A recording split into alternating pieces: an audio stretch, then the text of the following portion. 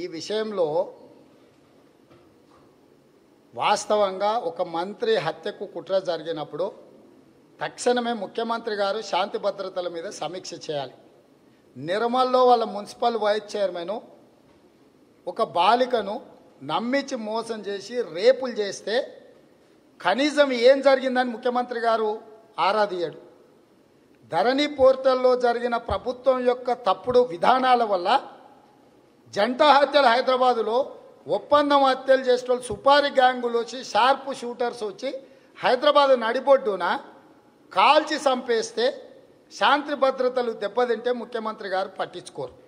ఇవాళ రాష్ట్రానికి సంబంధించిన మంత్రి గారి మంత్రివర్గంలో అత్యంత కీలక శాఖ నిర్వహిస్తున్న ముఖ్యమంత్రితో పాటు ఢిల్లీకి వెళ్ళిన శ్రీనివాస్ గౌడ్ను చంపడానికి సుపారీ ఇచ్చిండ్రు.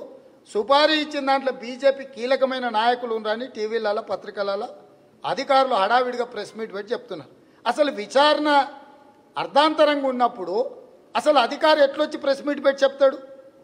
అసలు అధికారి విచారణ పూర్తిగా జరగకుండా నేరస్తులు ఎవరు, ప్రత్యక్షంగా ఉన్నోళ్ళు ఎవరు, పరోక్షంగా ప్రోత్సహించిన వాళ్ళు ఎవరు, పూర్తి స్థాయిలో వివరాలు సేకరించకుండా హడావిడిగా ఆదరాబాదరకు వచ్చి ఒక అధికారి పత్రికా సమావేశం పెట్టి రాజకీయపరమైన లాంటి ఆరోపణలు చేసి ఈరోజు కిడ్నాప్లకు పాల్పడుతున్న ప్రభుత్వము కిడ్నాప్లను కప్పిపుచ్చుకోవడానికి ప్రయత్నం చేస్తుంది. ఇవాళ నిజంగానే ఒకవేళ వాళ్ళు చేసి ఉంటే ప్రభుత్వం చట్టపరంగా చర్యలు తీసుకోవాల్సిన అవసరం ఉన్నాయి.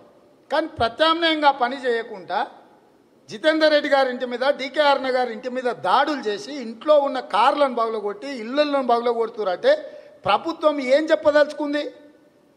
అంటే మాకెవడడ్డం వచ్చినా చంపేస్తాం, మమ్మల్ని ఎవడు ఆరోపణలు అది నిజమో అబద్ధమో తెలియకుండానే వాళ్ళ ఇళ్ల మీద దాడులు చేస్తాం, అవసరం అనుకుంటే అంతమంది ఇస్తామని సందేశం ఇవ్వదలుచుకుందా రాష్ట్ర ప్రభుత్వం?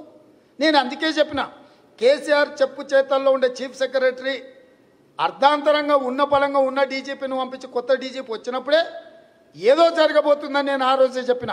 మీరందరూ నమ్మల్ని ఈరోజు చూసినారు.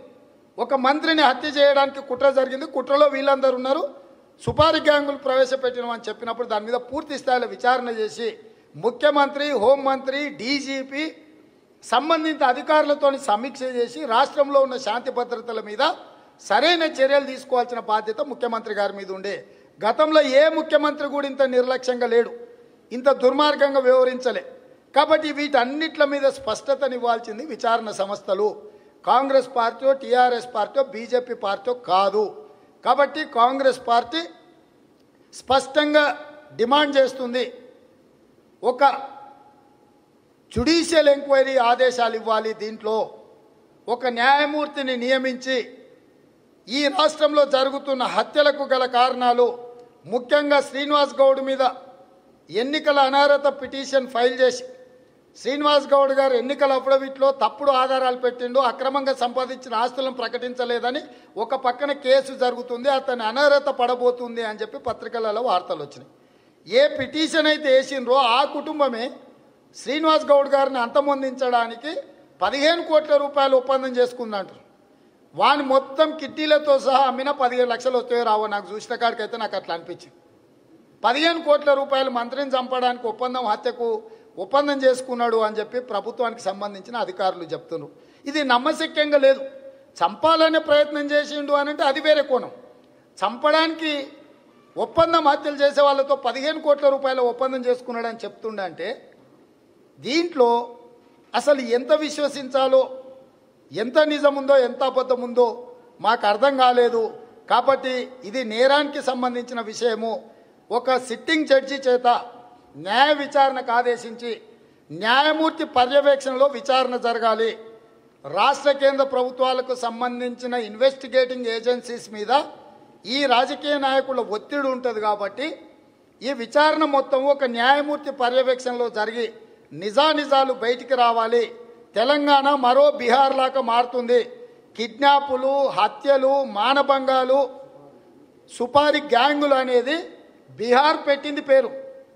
ఇవాళ తెలంగాణను మరో బీహార్గా మార్చి వీళ్ళందరూ ఈ రకమైన సంస్కృతిని తెలంగాణలో పెంచి పోషించే ప్రయత్నం చేస్తున్నారు. కాబట్టి మేము ఏదైతే చెబుతున్నామో ఆ దిశగానే కేసీఆర్ గారి పరిపాలన సాగుతుంది. తక్షణమే సిట్టింగ్ జడ్జి చేత ఈ మొత్తం వ్యవహారం మీద విచారణకు ఆదేశాలు ఇవ్వాల్సిందిగా కాంగ్రెస్ పార్టీ డిమాండ్ చేస్తుంది. హాయ్ ఫ్రెండ్స్, మా టుడే టుమారో యూట్యూబ్ ఛానల్ చూస్తున్నందుకు చాలా థ్యాంక్స్. మరిన్ని లేటెస్ట్ వీడియోస్ కోసం వెంటనే సబ్స్క్రైబ్ చేయండి. అలాగే ఈ బెల్ ని కూడా రింగ్ చేసేయండి. మా నోటిఫికేషన్స్ అన్ని మీ మొబైల్లో వస్తాయి. అలాగే మా వీడియోస్ మీకు నచ్చితే లైక్ చేయండి, షేర్ చేయండి, నచ్చకపోతే కామెంట్ చేయండి.